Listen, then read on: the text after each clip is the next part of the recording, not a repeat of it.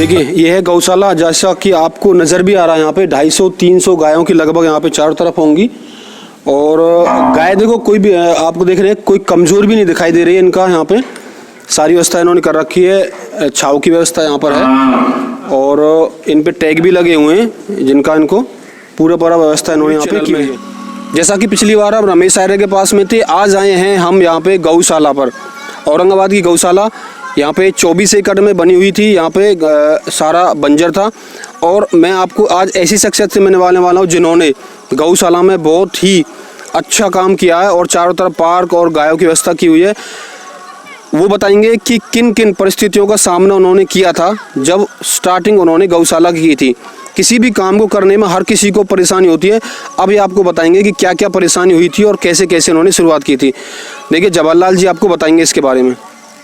हाँ जी, झोपड़ी में रहो जी, बाहर से 8 दिनों नीचे लौटो दिए को उजारे में, और एक ने लालटेन भी दी। अजी लालटेन होते हुए फिर मैं अकेला यहाँ से 8-7 महीना जाड़े जाड़े अकेले नहीं बताए। महाराजन के हाथ छोड़ लिए, महाराज एक भी नहीं आयो, अकेलो ही रहो मैं। और ऐसी संतर अंटायक कहीं थे जी, न्यार जी लेनो कहीं थे, अकेले गोबर भी लानो पानी भी सब करते दिक्कत आई। और आज हमारे रूपरेखा परमात्मा ने आया के देखो इनकी ये अच्छी यू है ये व्यवस्था। बस्ती मोहतान के अच्छा धन्यवाद मानूँ यू है ना, कौन कोई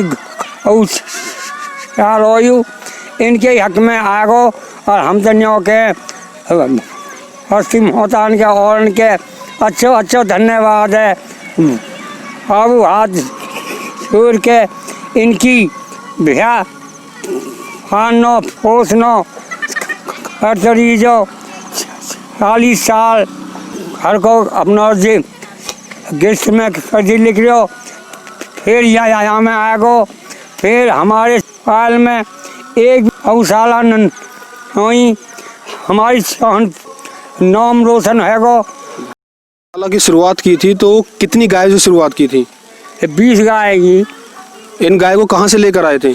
हम अवारा जी इन लाए जी, अवारा लाए जी होम में थे। अच्छा, इनका जो शुरुआत में जो पालन पोषण और चारा कहाँ से लेके आते थे आप? ये 20,000 रुपया अपने 5,000 और ये 25,000 रुपया में या को 8-7 महीनों गुजारा हो। जैसा कि आज हम आपको लेकर आए हैं श्री कृष्ण गोपाल गौशाला में और यहाँ के सचिव हैं राजकुमार आर्य जी। जैसा कि ये भी बहुत धार्मिक कार्यों में बढ़ चढ़कर भाग लेते रहते हैं और इन्होंने भी इसका निर्माण में सहयोग पूरा किया है और उसके बारे में बताएंगे कि इन्होंने इसमें और क्या क्या योगदान किया। और सबसे पहले तो नरेश जी मैं आपका और आपकी समस्त टीम का बहुत बहुत धन्यवाद करना चाहता हूं कि आपने गांव की सामाजिक व्यवस्था में आपने अपने इस चैनल के माध्यम से गौशाला का जो ये मुद्दा उठाया है, ये बहुत ही सराहनीय कदम आपका रहा है और मैं आपकी समस्त टीम को बहुत बहुत बधाई देना चाहता हूं। जैसा कि आपने जो प्रश्न किया, ये गौशाला आज से करीब 5-6 वर्ष पूर्व इसकी स्थापना हुई और बहुत ही विकट परिस्थितियों में इसकी स्थापना हुई। यहाँ जब देखा था जंगल में आकर के तो बहुत ही दूर दूर तक कोई साधन भी नहीं थे किसी प्रकार के, ना पानी का साधन था, ना किसी प्रकार की छांव था, यहाँ पेड़ पौधे भी नहीं थे। यहाँ वैसे कीकर के जो पेड़ होते हैं किकरौंडे टाइप के ऐसे हुआ करते थे। तो उनके बीच में जैसा कि आपको पहले भी आपने बताया, जवाहरलाल ने आकर के यहाँ एक छोटी सी झोपड़ी बांध करके अपने कार्य को आरंभ किया और फिर उसके बाद में हमारी यूथ टीम ने मिलकर के, सभी गांव के लोगों ने मिलकर के, आस पड़ोसी गांव के लोगों ने मिलकर के अपने पैसे से, अपने सहयोग से बढ़ चढ़ करके भाग लिया। और आज जैसा कि आप यहाँ देख रहे हैं 250 से 300 के बीच यहाँ गायों की संख्या है, छोटे से बड़े सारे मिला करके। और गाँव ने अपनी परिश्रम से, अपनी मेहनत से आज ये जो स्ट्रक्चर जितना खड़ा हुआ, जो ढांचा आप देख रहे हैं, ये सब गाँव और इलाके की देन है। आज गौशाला बहुत फल फूल रही है। ऐसी आपके सामने जैसे कि गांव की आपने सेवा देखी है, ये सारा इसका जितना भी सहयोग होता है वो गांव की उगाई से होता है। कुछ सरकार से भी थोड़ा बहुत सहयोग मिलता रहता है, हमें कुछ सहयोग मिला है, जैसे टीन शेड के लिए मिला था, एक आध बिल्डिंग के लिए मिला था। बाकी गांव के लोग बहुत ही बढ़ चढ़ करके अपनी जिम्मेदारी समझ करके सहयोग देते रहे। आप मुझे एक ये बात बताइए, जैसे कि यहाँ पे गांव का कोई भी लोग अगर गाय को छोड़ने के लिए आता है तो आप उससे क्या चार्ज लेते हो और क्या व्यवस्था है उस चीज़ के बारे में? जी नरेश जी, आपने बहुत अच्छा प्रश्न किया। ये प्रश्न कई बार लोगों से मैंने भी सुना कि लोग कहते हैं कि भाई किस तरीके से व्यवस्था को कर रहे हो।